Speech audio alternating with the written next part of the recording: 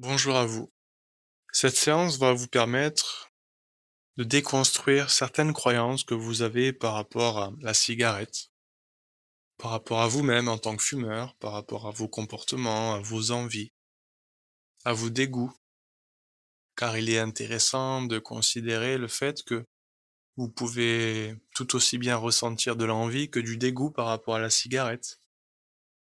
Ce qui est important en fait pour arrêter de fumer, il faut ressentir le lien émotionnel que vous avez avec la cigarette. De quelle manière, en fait, ce lien-là se manifeste-t-il? Peut-être c'est une forme, peut-être c'est une couleur, une texture, peut-être c'est une cage, peut-être que c'est un boulet. L'idée, en fait, c'est de définir comment vous arrivez à vous représenter ce lien-là. S'il y avait des mots à y mettre, des formes, des couleurs, comment cela se manifesterait pour vous? L'idée aussi, c'est maintenant de supprimer ce lien. Supprimer cette connexion mentale, en fait. Supprimer ce rapport de domination, de soumission que vous avez avec la cigarette. Avec la cigarette en elle-même ou la cigarette simplement, lorsque l'envie vient de fumer? Est-ce que c'est une envie machinale ou est-ce que c'est vraiment une envie dans ce cas-là? Est-ce que c'est vraiment votre propre envie d'être dépendant?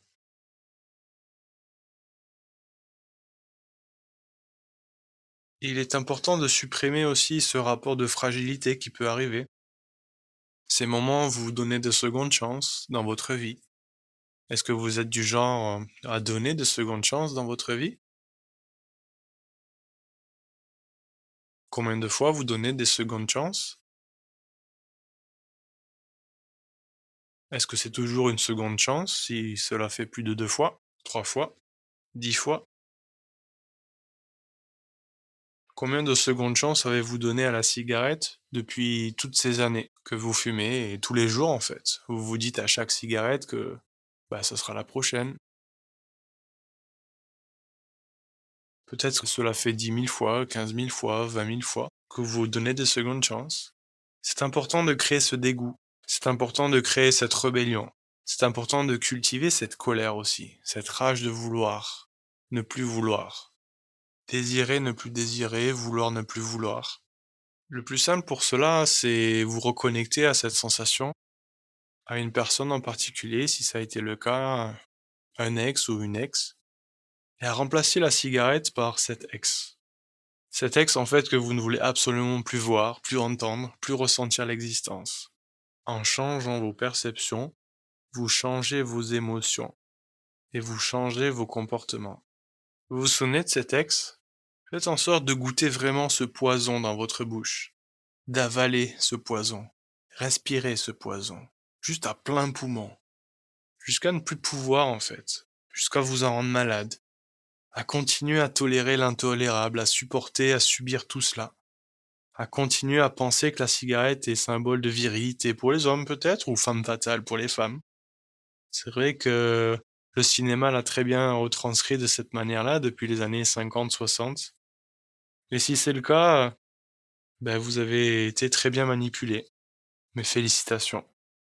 Posez-vous la question suivante. Quelle a été la dernière plus grande décision que vous ayez prise pour vous? Prenez le temps de réfléchir à cette question-là. Prenez le temps de vous connecter à cette énergie mentale, physique. La dernière plus grande décision que vous ayez prise pour vous, c'était quoi?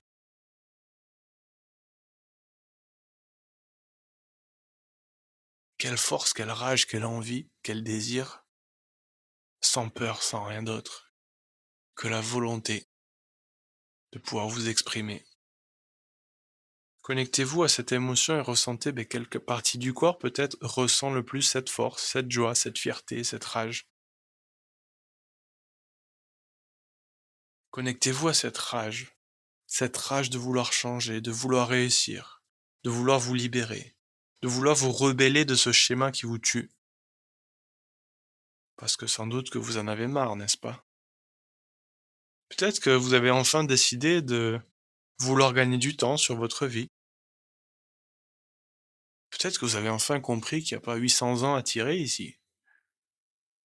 que vous en avez marre de perdre du temps, que chaque cigarette, c'est comme du sable en moins dans votre sablier de la vie, que chaque cigarette, c'est de l'argent en moins dans votre porte-monnaie, que chaque cigarette, c'est votre fierté qui s'effrite, que chaque cigarette, c'est une insulte envers vous-même, en vous disant: «Bah, tu qu'un gros nul en fait, regarde-toi. Tu as les doigts qui puent, t'as vu tes dents? C'est tout ce que tu mérites. Regarde-toi». Mais vous avez choisi d'en avoir marre d'avoir peur, n'est-ce pas?